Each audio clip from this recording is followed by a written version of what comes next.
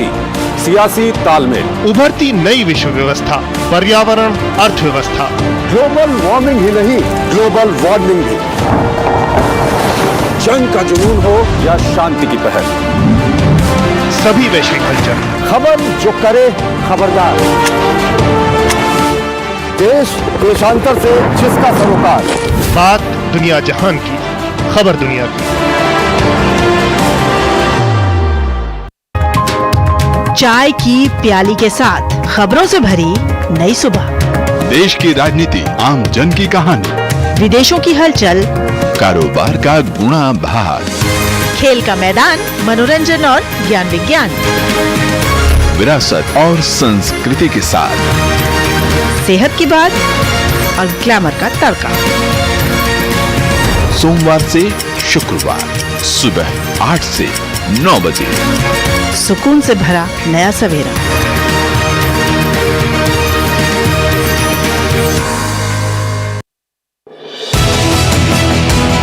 दुनिया की सबसे तेज रफ्तार और 5वीं सबसे बड़ी अर्थव्यवस्था, विश्व स्तर के बुनियादी ढांचे, भारत की फिनटेक क्रांति की कहानी मेक इन इंडिया और स्टार्टअप इंडिया की सफलता की, आर्थिक जगत की सुर्खियां और आम आदमी के लिए क्या है मायने, शेयर बाजार और दूसरे फाइनेंशियल मार्केट्स के तमाम अपडेट्स, कारोबार जगत की बड़ी खबरों का सटीक और सरल विश्लेषण। देखिए इकोनॉमी टुडे सोमवार से शुक्रवार सुबह 9:30 बजे सिर्फ डीडी न्यूज पर।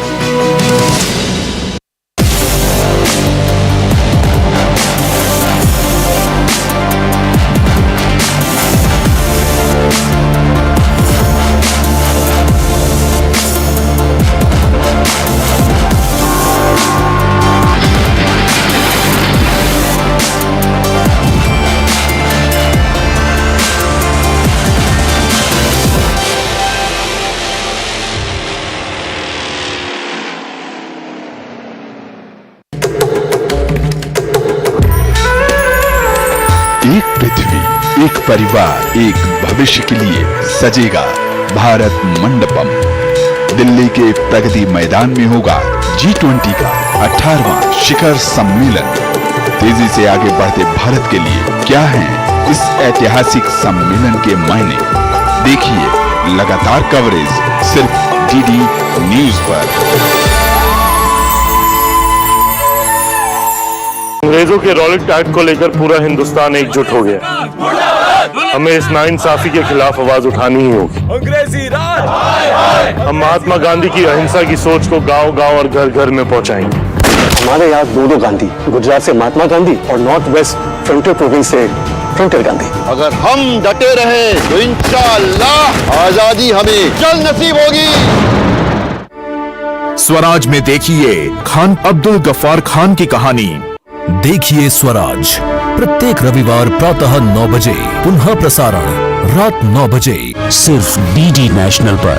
देश का पहला चैनल, देश का अपना चैनल।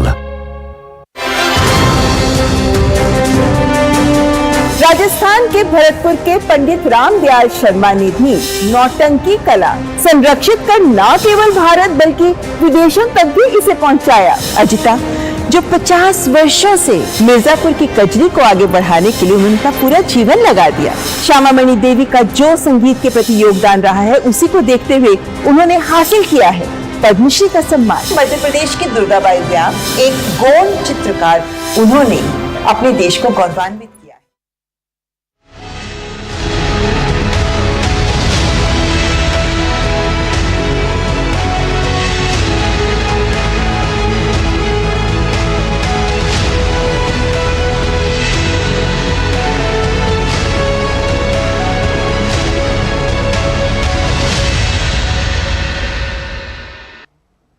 नमस्कार, मैं हूं अश्विनी कुमार मिश्र।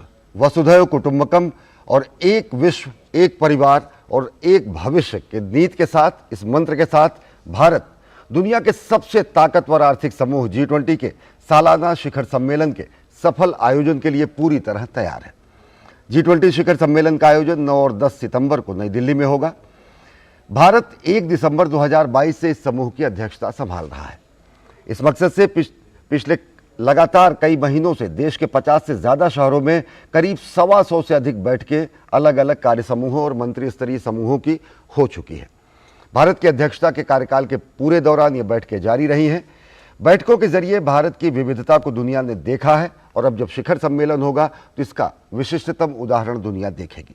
दुनिया देखेगी कि कैसे भारत दुनिया में एक उभरती हुई और जिम्मेदार ताकत है। सालाना शिखर सम्मेलन में जब ये बैठक होती है तो इसमें सदस्य देशों के राष्ट्राध्यक्ष और कार्यकारी प्रमुख हिस्सा लेते हैं। 9 और 10 सितंबर को नई दिल्ली में होने वाली शिखर बैठक में सदस्य देशों के अलावा आमंत्रित देशों के तौर पर 9 देशों के राष्ट्र प्रमुख भारत आएंगे। आमंत्रित देशों में बांग्लादेश, मिस्र, Mauritius, Netherlands, Nigeria, Oman, Singapore, Spain और संयुक्त अरब अमीरात शामिल हैं। इसके अलावा शिखर सम्मेलन में कई अंतर्राष्ट्रीय संगठनों के प्रतिनिधि भी हिस्सा लेंगे। इनमें संयुक्त राष्ट्र, अंतर्राष्ट्रीय मुद्रा कोष, वर्ल्ड बैंक, विश्व व्यापार संगठन, international labour organisation, financial stability board और आर्थिक सहयोग और विकास संगठन यानी OECD शामिल हैं।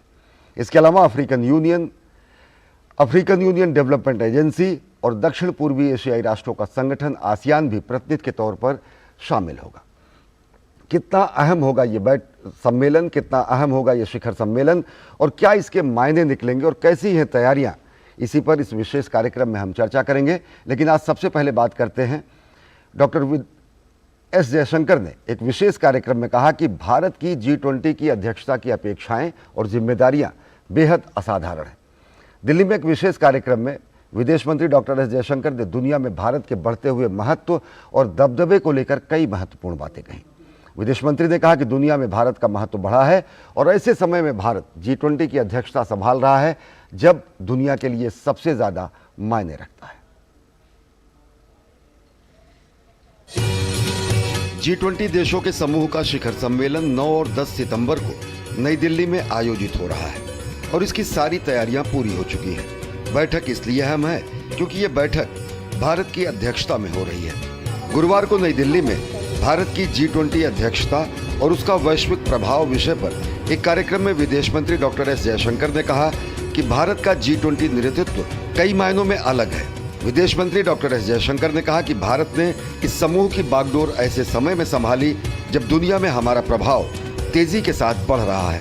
That topic of conversation was the Chandrayaan landing, and the most to me, I mean, one was, it's like you feel you are on a big stage, something big has happened in your country, you're already like little bit walking a little bit taller and higher.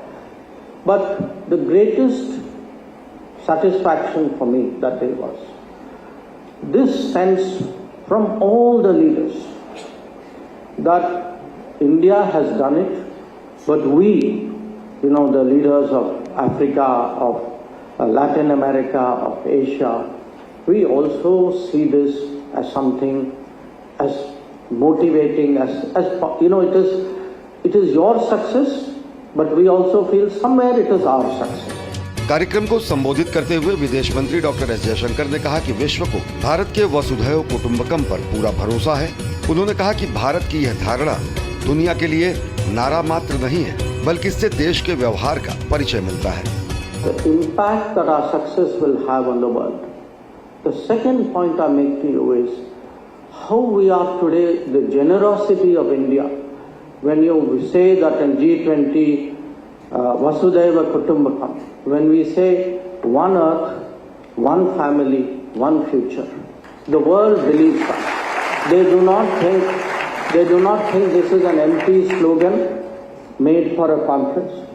They actually have seen in the behavior of India. Bharat ने ऐसे समय में G20 की अध्यक्षता संभाली है जब दुनिया के लिए भारत का महत्व बढ़ता जा रहा है।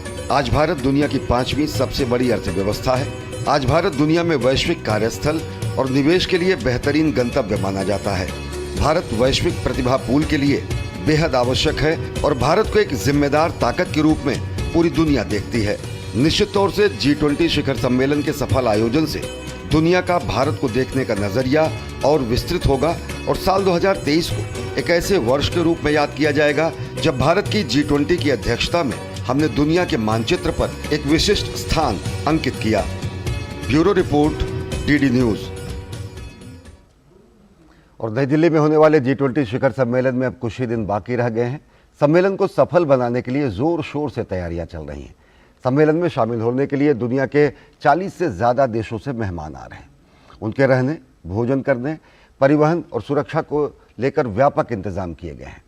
2 दिवसीय सम्मेलन में 10,000 से ज्यादा लोगों के शिरकत करने की उम्मीद है।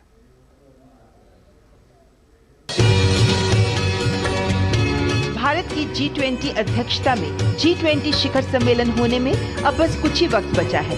ऐसे में तमाम तैयारियां अंतिम दौर में हैं। दिल्ली के प्रगति मैदान में भारत मंडपम तैयार है, तो दिल्ली को सजाने संवारने का काम भी अंतिम दौर में है। शिखर सम्मेलन 9 और 10 सितंबर को होगा। इसमें 3 सत्र होंगे, जिसमें तमाम मुद्दों पर मंथन होगा। कुछ नेता प्रधानमंत्री नरेंद्र मोदी के साथ द्विपक्षीय बैठक करेंगे। सब्सटेंटिव एजेंडा 3 सत्रों में होगा। पहला सत्र और दूसरा सत्र 9 तारीख को होगा। एक लंच के पहले है और एक लंच के बाद है, और रात में रात्रि भोज की व्यवस्था है वहीं भारत मंडपम में, जिसमें एक सांस्कृतिक प्रोग्राम भी होगा। 10 तारीख को सारे जो नेता हैं वो राजघाट ले जाएंगे, क्योंकि हमारे राष्ट्रपिता को वो अपना ट्रिब्यूट देना चाहेंगे। सम्मेलन में शामिल होने के लिए दुनिया के 40 से अधिक देशों से मेहमान आ रहे हैं। उनके रहने, खाने, आने जाने और सुरक्षा को लेकर तमाम इंतजाम किए गए हैं। तमाम आयोजनों में अतिथि देवो भव का सबसे अधिक ध्यान रखा गया है। जो भी होटल जिसमें लीडर्स रुकेंगे, वहाँ पे 2 चीजों की व्यवस्था करनी है, सुरक्षा और मेडिकल। लेकिन होटल की सुरक्षा और वहाँ पे उस होटल में जितने लोग रह रहे हैं, अगर उनको थोड़ी भी मेडिकल असिस्टेंस की जरूरत होगी तो हमारा 24/7 फैसिलिटी होगा हर होटल में। इसके बाद ट्रैफिक मैनेजमेंट की बात होती है, और दर्शकों को पता है कि 8, 9, 10 इन दिनों छुट्टी होगी। इस दौरान 8 से 10,000 लोग दिल्ली आ रहे हैं। विदेशों के साथ ही राज्यों से भी लोग आएंगे। सुरक्षा के व्यापक इंतजाम किए गए हैं। 8 से 10,000 लोग यहाँ आएंगे और इसकी पूरी तैयारी चल रही है। 40 से ज्यादा तो प्रतिनिधि मंडल है, उनके साथ सिक्योरिटी कंपोनेंट होता है, एयर क्रू होता है, 2,500 से 3,000 से ज्यादा मीडिया के मित्र आते हैं। उनको किस तरह की सुरक्षा की व्यवस्था की जाएगी, और इसमें दिल्ली पुलिस की रिस्पॉन्सिबिलिटी है। उसमें कई और एजेंसीज भी लगे हुए हैं, लेकिन दिल्ली पुलिस फ्रंट पे है। 9 सितंबर को गाला डिनर होगा। भारत सरकार की ओर से कन्वेंशन सेंटर में भोजन उपलब्ध कराएंगे। विभिन्न प्रकार के व्यंजन परोसे जाएंगे, लेकिन मेन्यू में मिलेट्स को प्रमुख स्थान दिया जाएगा। इंस्पायर्ड मेन्यू दिया जाएगा। लंच में कुछ आइटम मिलेट के होंगे, कुछ यहाँ के हो सकते हैं, कुछ दूसरे प्रदेशों के हो सकते हैं। तो हम चाहते हैं कि डेलीगेट्स और जो फॉरेन मीडिया है वो हमारी विविधताओं को, जो पाक कला में विविधताएं हैं, उसको फील कर सकें और उसका आनंद ले सकें। सरकार इस दौरान दोहरा एजेंडा पेश करेगी। एक ओर भारतीय संस्कृति, शिल्प और व्यंजन का प्रदर्शन होगा, तो साथ ही डिजिटल क्षेत्र में प्रगति का भी प्रदर्शन किया जाएगा। सरकार दुनिया के सामने भारत का आधुनिक चेहरा प्रदर्शित करेगी। एक विशेष क्राफ्ट बाजार होगा, जिसमें विभिन्न राज्यों और केंद्र शासित प्रदेशों के शिल्प का प्रदर्शन किया जाएगा। अतिथियों के लिए मेडिकल व्यवस्था के भी पूरे इंतजाम हैं, तो ट्रैफिक के लिए भी व्यापक इंतजाम किए गए हैं। सुरक्षा और प्रोटोकॉल के कारण दिल्ली में कुछ पाबंदियां लगाई जा रही हैं, और ये सुनिश्चित करने के प्रयास किए जाने चाहिए कि जनता को कम से कम असुविधा हो। निर्देश दिया गया है कि शहर में आवश्यक सेवाएं प्रभावित नहीं होनी चाहिए। जनता के लिए यातायात परामर्श पहले ही जारी किया जा चुका है। Bureau report, DD news. और भारत की G20 मेजबानी में भारत के युवा कलाकारों को अपनी प्रतिभा दिखाने का अवसर मिल रहा है। पूरी दुनिया देखेगी भारत के युवाओं की प्रतिभा, भारत की संस्कृति, भारत की विरासत। दिल्ली की ग्लास और सेरेमिक आर्टिस्ट नेहमत की कला G20 समिट के लिए भारत में आए विभिन्न देशों के डेलीगेट्स होटलों में देखेंगे और भारत की विविधता का अंदाजा करेंगे। भारत के युवा हर मंच पर अपनी रचनात्मकता के रंग बिखेरते रहे हैं, और आज एक ऐसी कलाकार हमारे साथ जुड़ी हैं जिनकी कला नजर आ रही है G20 में। हमारे साथ है नेहमत। नेहमत, बहुत बहुत स्वागत है आपका डीडी न्यूज़ पर। नेहमत, G20 में आपकी कौन सी कला के रंग बिखर रहे हैं? जी, तो G20 में मैंने बहुत सारे इंस्टॉलेशंस बनाए हैं सेरामिक्स में। तो जो सारे हमारे दिल्ली के फूल हो गए, गुलमोहर, चंपा, जामुन का फूल, बैंगन के फूल, तो इन सब के हमने सेरामिक्स में बहुत सुंदर सुंदर बुकेज बनाए हैं जो परमानेंट इंस्टॉलेशंस के तरीके से है, जो होटल ली मेरिडियन दिल्ली जनपथ में लगेंगे, जहाँ पे हमारे बहुत सारे डेलीगेट्स रहेंगे। उसके आगे हमने वेस्ट ग्लास को मेल्ट करके अलग अलग तरीके से इंस्टॉलेशंस क्रिएट करी है, किताबों के फॉर्म में और स्कल्पचर्स के फॉर्म में। और G20 जो इतना बड़ा इवेंट भारत में हो रहा है, भारत उसकी मेज़बानी कर रहा है, तो हम अपनी युवा शक्ति की बात करें, उसके पास बहुत एक अच्छा मौका है अपनी प्रतिभा को दिखाने का। जी, क्योंकि इतने लोग हैं जो होस्ट कर रहे हैं G20 के जो डेलीगेट्स हैं, इतने सेमिनार हो रहे हैं, तो इन सभी जगहों पे मौका मिल रहा है यंग आर्टिस्ट को कि वो अपने art works, installation, sculptures, music, singing, हर प्रकार से अपने आर्ट को एग्जिबिट करे, दिखाए। तो ये बहुत अच्छा मौका है हमारे लिए। नेहमत, एक तो होता है रिसाइकलिंग, जी, और आपकी कला बढ़ावा दे रही है अपसाइकलिंग को, उसके बारे में बताइए। तो रिसाइकलिंग ये होता है कि हम कोई भी, जैसे मैं वेस्ट ग्लास को लेती हूँ, कि हम वेस्ट ग्लास को पूरा उसको क्रश करके, चूरा करके, फिर से मेल्ट करके, उसमें बहुत एनर्जी कंजम्पशन लगता है, उसमें 1300 डिग्री तक हमें शीशे को मेल्ट करना पड़ता है, उसी के बाद वो रिसाइकिल होता है। जहाँ की अपसाइकलिंग ये होता है कि जो हमारा एग्जिस्टिंग प्रोडक्ट है, कि अगर वो शीट ग्लास है या फिर कांच की बोतल है, हम उसको उसी तरीके से बस शायद काट के एक ग्लास की तरह इस्तेमाल करें या कुछ डेकोरेटिव आइटम बनाएं उससे, तो हम उसमें एनर्जी कंजम्पशन जो है वो कम रहता है। तो हम उसको फिर से नए सिरे से नहीं बनाते, एक नया रूप दे देते हैं। एक पंथ दो काज नहीं 100 काज कर रही हैं नेहमत, ना केवल अपनी कला को बढ़ावा दे रही हैं बल्कि इको फ्रेंडली जो लाइफस्टाइल है उसको भी बढ़ावा दे रही हैं। नेहमत, बहुत बहुत शुक्रिया डीडी न्यूज़ पर हमसे बात करने के लिए। और कार्यक्रम में वक्त हो चला एक बेहद छोटे से ब्रेक का, और इसके बाद हम देखेंगे कि किस तरीके से भ्रष्टाचार के खिलाफ जो भारत की मुहिम है वो दुनिया देखेगी, और हम चर्चा करेंगे अपने खास मेहमान से भी। वक्त हो चला ब्रेक। होंगे बच्चे स्वस्थ भले फूलेगा बचपन, इन्हें पिलाओ मुगली घुट्टी 555। इस घर में अंडे देने से हमें कोई नहीं रोक सकता। मैं रोक सकता हूँ। तुम्हें पता नहीं हमें एडिस मच्छर जो फैलाते हैं डेंगू और चिकनगुनिया। मास्टर जी ने स्कूल में डेंगू मच्छर से बचने की सारी जानकारी दी है। अच्छा बच्चों, हमें चैलेंज जगह तो जरूर मिलेगी।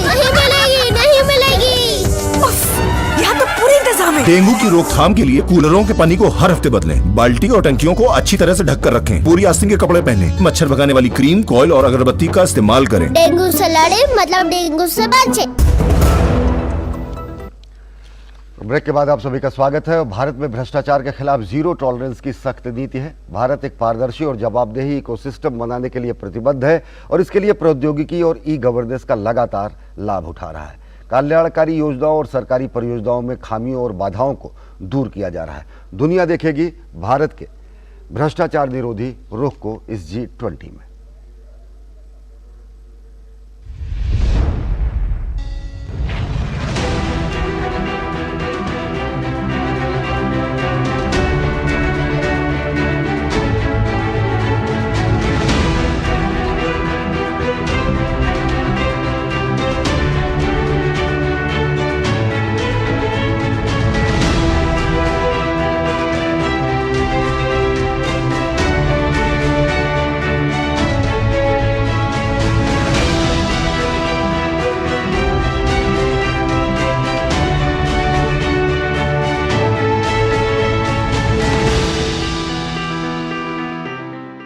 At G20, our collective efforts can significantly support the fight against corruption.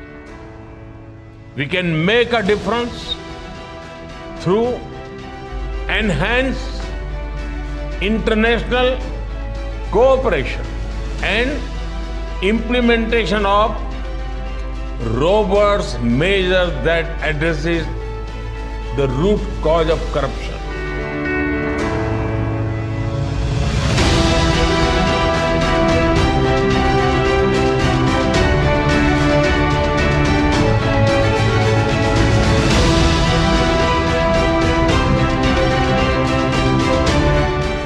we support the priorities chosen by the Indian presidency, and certainly we appreciate highly the efforts that India put in organizing this event.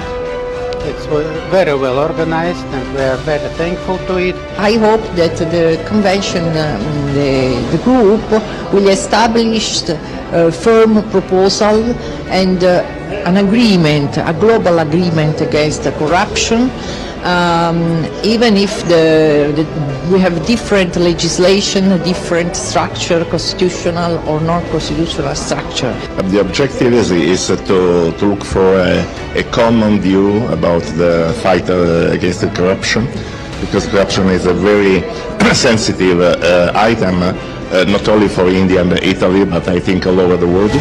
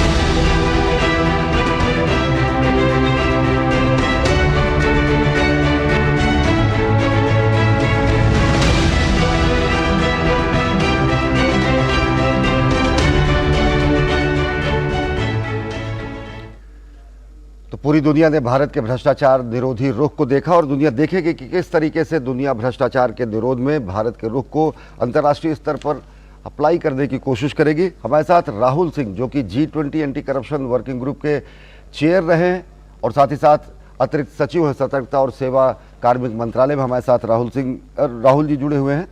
आपसे जानना चाहेंगे किस तरीके से जो document और chair summary adopt की गई है उस बारे में ज़रूर दर्शकों को बताना चाहें, और साथ ही साथ क्या जो भारत का रुख है आगे की जो 2024 तक की भ्रष्टाचार निरोधी मुहिम है उसको किस तरीके से भारत धार देगा इस सम्मेलन के जरिए। जी नमस्कार।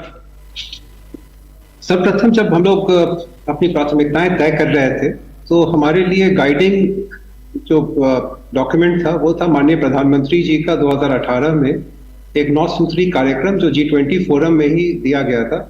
वह मुख्यतः फ्यूजिटिव इकोनॉमिक ऑफेंडर्स अर्थात वैसे अपराधी जो यहाँ से धनराशि का गबन कर अथवा अनियमितता कर विदेशों में भाग जाते हैं, उसके बारे में 9 सूत्री कार्यक्रम माननीय प्रधानमंत्री जी ने सुझाव दिया था 2018 में।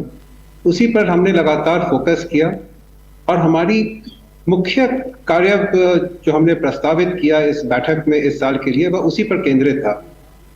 तो पहला था एसेट रिकवरी, जो बाहर में एसेट्स में लोग इन्वेस्ट करते हैं हमारे यहाँ से लिए गए पैसे को, उसके बारे में कैसे हम लोग वापस लाने की दिशा में कार्य कर सकते हैं। और इसमें हम लोगों ने काफी आगे तक इसमें कार्य किया। माननीय प्रधानमंत्री जी ने जब मंत्रियों को संबोधित किया उसमें भी माननीय प्रधानमंत्री जी ने इस पर संतोष जताया कि समूह ने इसमें काफी आगे तक इसमें कार्य किया है। उसी प्रकार जो लॉ एनफोर्समेंट एजेंसीज के बीच में अंतर्राष्ट्रीय कोऑपरेशन होता है, सहयोग होता है, एक फॉर्मल मैकेनिज्म्स हैं जो ट्रीटी और इसके माध्यम से क्रियान्वित होते हैं। लेकिन इस बार की बैठक में हम लोगों ने एक कदम उससे आगे जाकर एक तरह से फॉर्मल के पहले प्री एमएलए या इनफॉर्मल कोऑपरेशन के बारे में भी काफी सारे बातें की। सभी देश उस पर सहमत हुए और ये एक भारत के नेतृत्व में एक बहुत उपयुक्त कदम है, क्योंकि ये सभी देश इस पर सहमत हुए और ये हम लोग के लिए आगे भी ये चीज हम लोगों के लिए एक बहुत बड़ी उपलब्धि रहेगी। जी राहुल जी, अगर देखें तो प्रधानमंत्री जी ने अपने संबोधन में भी, जब मंत्रियों का सम्मेलन रहा कोलकाता में, उन्होंने साफ तरीके से कहा और बताया भी, भारत ने तकरीबन $12 बिलियन से ज़्यादा की संपत्ति ऐसे भगोड़े आर्थिक अपराधियों की जब्त की है 2014 के बाद से। ये भी कहा गया कि गैर अपराध सिद्धि के आधार पर जब्ती के उपयोग का उदाहरण भी G20 देश स्थापित कर सकते हैं। जो आपने डॉक्यूमेंट सबमिट किया है, जो एडॉप्ट भी हुआ है, उसमें किस तरीके से इन चीज़ों को शामिल किया गया? जैसा आपने कहा कि इसके पहले भी प्रधानमंत्री जी के ही दिशा निर्देशों में मूल बिंदुओं को शामिल किया गया। तो अंतर यह रहा कि इस बार ये नेगोशिएटेड आउटकम था, सभी देश इस पर सहमत हुए कि नॉन कन्विक्शन बेस्ड कन्फिस्केशन, जो माननीय प्रधानमंत्री जी ने भी कहा, इस पर भारत ने काम किया। G20 देश जो सबसे समृद्ध और शक्तिशाली देश हैं, उनके सहमत होने के बाद FATF में भी ये स्टैंडर्ड्स में ये इंक्लूड हो रहा है। ये हम लोगों के लिए एक बड़ी उपलब्धि है कि इस तरह के जो मेजर्स हैं वो हम लोगों के लीडरशिप के साल में FATF भी उसको अडॉप्ट कर रहा है, तो ये बाइंडिंग हो जाएगा सभी देशों पर और उसके बाद हर एक देश अपने अपने लेजिस्लेशन में इसके बारे में व्यवस्था करेंगे। जी राहुल सिंह जी, एक चीज और कि अगर देखें भारत के अब तक के उपलब्धियों को, चाहे वो DBT हो, चाहे वो एंटी करप्शन मेजर्स हो, या फिर भारत के जो धन शोधन संबंधी, मनी लॉन्ड्रिंग संबंधी नए कानून लाए गए हैं, किस तरीके से अंतर्राष्ट्रीय एजेंसियों को सूचना साझाकरण करके, एक दूसरे के सहयोग करके, नॉलेज शेयरिंग और इंफॉर्मेशन शेयरिंग का एक ब्रिज बनाकर इस पर लगाम लगाए जाने की कोशिश की जाएगी? तो हर एक निगोशिएटेड डॉक्यूमेंट में इसमें हम लोगों ने इस तरह से बात किया मिश्रा जी कि इसमें हर एक एजेंसी आपस में MOU कर सकती है, सहयोग करेगी, एक दूसरे से क्रॉस लर्निंग करेगी और हर एक देश इस पर सहमत हुए। इसके अलावा एक ग्लोबी करके एक और संस्था बन चुकी है जिसमें करीब 82 देशों के प्रतिनिधि उसमें अब लॉ एनफोर्समेंट एजेंसीज उसमें भाग ले रही हैं, जिसका उद्देश्य ही यही है कि एक knowledge sharing, case studies based और डायरेक्ट कोऑपरेशन जो कहा जाता है, वो सब करने के लिए। तो इस दिशा में काफी कार्य हो रहा है और इस साल के डेलिब्रेशंस इस दिशा में काफी आगे तक इस पूरी प्रक्रिया को ले जाएंगे। जी, चलते चलते आखिरी सवाल की, सरकारी तंत्र में भ्रष्टाचार के निरोध के लिए बहुत सारे उपाय हैं, लेकिन जिस तरीके से वर्ल्ड इकोनॉमी बढ़ी है, जिसका शेप और साइज और टेन्योर भी, जो मिजाज चेंज हो रहा, प्राइवेट सेक्टर में भी पारदर्शिता की अपेक्षा की जाती है, इसको कैसे शामिल किया जाना संभव होगा? अगर आप प्रिवेंशन ऑफ करप्शन एक्ट देखिएगा तो उसमें पहली बार 2018 में जो संशोधन हुआ था, उसमें भी प्राइवेट सेक्टर को भी उसमें पहली बार सम्मिलित किया गया है। तो कॉमर्शियल ऑर्गेनाइजेशंस के लिए भी कुछ उसमें व्यवस्थाएं की गई हैं कि अगर हुआ भ्रष्टाचार में लिप्त पाए जाते हैं सरकारी एजेंसियों को, सरकारी सेवकों के साथ, तो उन्हें भी पनिश किया जा सकेगा। तो ये एक दूरगामी कदम है जो 2018 में पहली बार हम लोग के देश में लिया गया।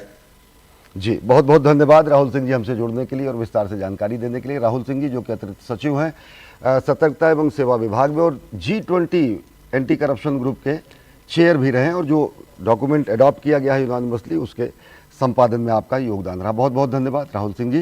भारत अपनी अध्यक्षता में न केवल दुनिया को जीरो टॉलरेंस की अपनी नीति को बताएगा, न केवल वसुधैव कुटुंबकम के अपने भाव को दुनिया को प्रदर्शित करेगा, बल्कि भारत की बहुविध संस्कृति, भारत की विरासत, भारत का खान पान, भारत का संस्कार और भारत की बहुरंगी संस्कृति से दुनिया वाकिफ होगी, अचंभित भी होगी और उसे महसूस करके विश्व बंधुत्व की जो धारणा कही जाती है वसुधैव कुटुंबकम, उसको चरितार्थ करने में आगे बढ़ेगी। इस विशेष कार्यक्रम में फिलहाल इतना ही। देश और दुनिया की ताज़ा तरीन खबरों के लिए देखते रहिए DD न्यूज़। नमस्कार।